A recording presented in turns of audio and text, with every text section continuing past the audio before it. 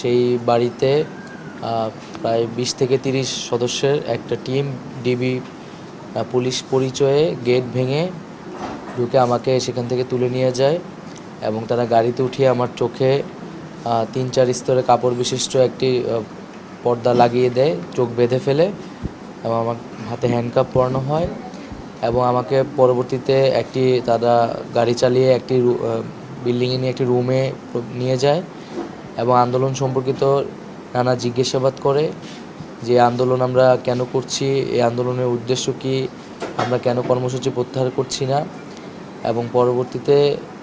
আমার উপর মানসিক এবং শারীরিক নির্যাতন তারা শুরু করে এবং এক পর্যায়ে আমি সেন্সলেস হয়ে যাই এবং এরপরে আমার সেখানে কোনো স্মৃতি নাই। আমি আজ সকালে 4টা থেকে 5টা নাগাদ ভোরে আমি নিজেকে ঢাকার পূর্বাচল এলাকায়